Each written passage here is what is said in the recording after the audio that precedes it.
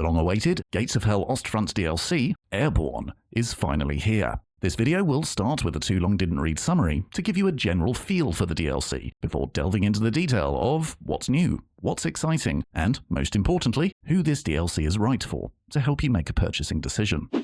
The Airborne DLC is a single-player campaign that is basically designed to be the Band of Brothers experience. Some of the levels are literally an episode out of the TV series, and there are detailed cutscenes that increase the immersion to levels not seen before in this game. There are a few extra bits here and there outside of the campaign for multiplayer, etc., but really this is about the campaign, and rather awesomely, you can play it with up to 3 friends, or strangers, in co-op. Even before we get into the detail, this DLC ticks a lot of boxes for a lot of players, and is basically a guaranteed hit if you're already a fan of Gates of Hell Ostfront. So if that's you, you may as well stop watching this video and just buy it now. For those that would prefer a little more detail before clicking that purchase button, let's dive right in.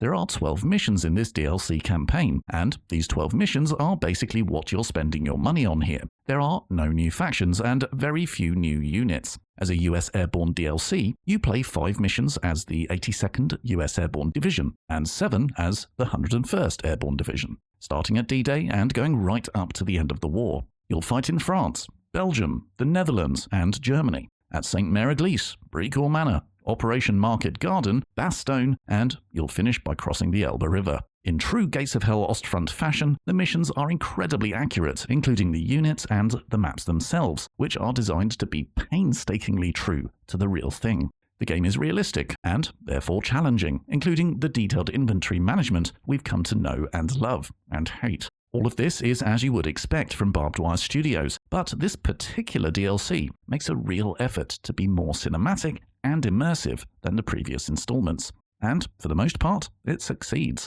Personally, I'm not a huge fan of the voice acting, partly because I'm secretly hoping they'll ask me to voice the upcoming British Commonwealth DLC, but I digress. If we put my personal opinion on the voice acting to one side, it's really a minor blemish on what is otherwise an incredibly immersive Band of Brothers simulator, right down to the individual soldiers' names, many of which you will recognize. So if I had to sum the missions up, I would say that finally we have a World War II experience that captures the cinematic and immersion levels of Company of Heroes 1 from all those years ago. And the best part is you can do it with 3 friends in co-op.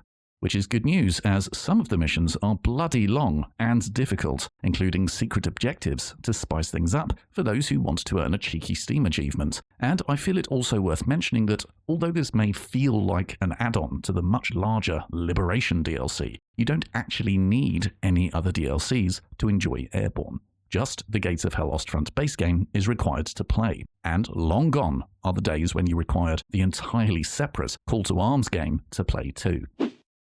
There are a total of 9 new vehicles in this DLC, though nothing particularly exciting, and only some of them are available outside of this campaign. The mortar trench that engineers can build is pretty cool, but as you can probably tell, this DLC isn't about a new nation or a ton of new units. It really is about the campaign, so for those who mainly play this game for online multiplayer or the procedurally generated campaigns, there isn't much new content for you guys. But let's be honest, there are a ton of units in this game already. It's not exactly like it's short of them.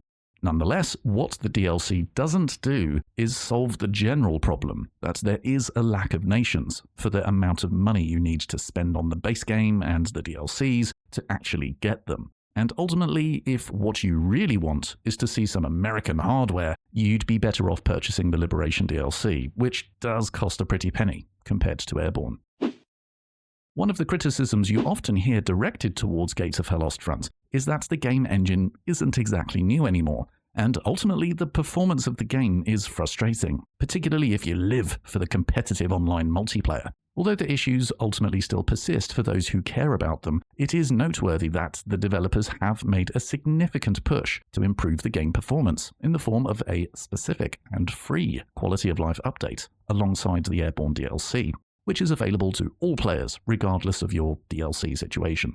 The reason I believe this news to be noteworthy is that many players over the years have told me that they've stopped playing the game because of their frustration with the game performance. and I have to say that I have noticed an improvement personally while playing the game of late. So if you are one of those players who gave up Gates of Hell Ostfront due to performance issues, I say to you that now may be a good time to give it another try, in case they've solved the issues that previously annoyed you. I can't guarantee they have, but given this latest push to improve the quality of life, it is genuinely possible that they have, and we should commend developers who actually care about quality of life updates and resist the temptation to simply spew out new content while real issues still persist.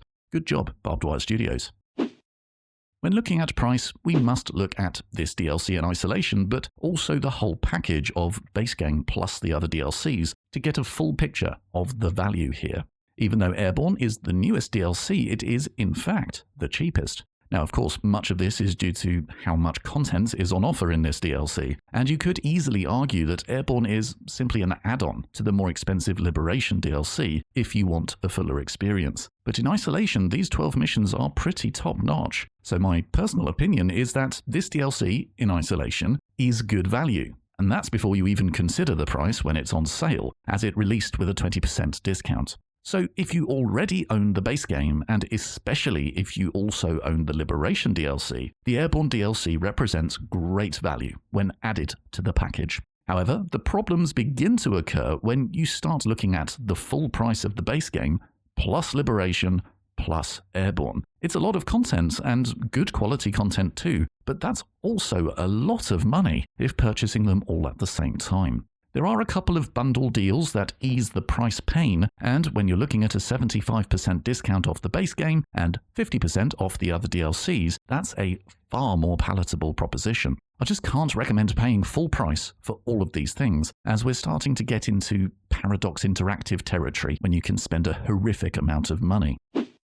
So with all things considered, who is this Airborne DLC right for? If you already own the base game and Liberation, then technically you should have already stopped watching the video and started playing the game, as Airborne is a home run for you guys. At the other end of the spectrum, if you don't have any of Gates of Hell Ostfront, I can't in good conscience recommend paying full price. Wait for a 75% discount on the base game and 50% on the other DLCs for sure. If your only interest is in the procedurally generated campaigns or the multiplayer side of the game, then there isn't much for you in the Airborne DLC. If you're interested in World War II history more generally, and perhaps you're a bit bored of the constant rehashing of the Normandy campaign, I would actually recommend to you the Talvisota DLC instead, which introduces Finland as a new nation and a detailed, albeit brief, campaign covering the winter continuation and the Lapland Wars. It's interesting. It's rarely covered in gaming, and you can get it for a decent price. So consider that as an alternative if you can't quite decide whether to go with the Airborne DLC, whatever your reasons may be. If you found the video useful, please leave a like and a comment, and do let me know if you decide to make a purchase. Any support that helps with the algorithm gods would be much appreciated, and I hope to see you in the next one. See ya.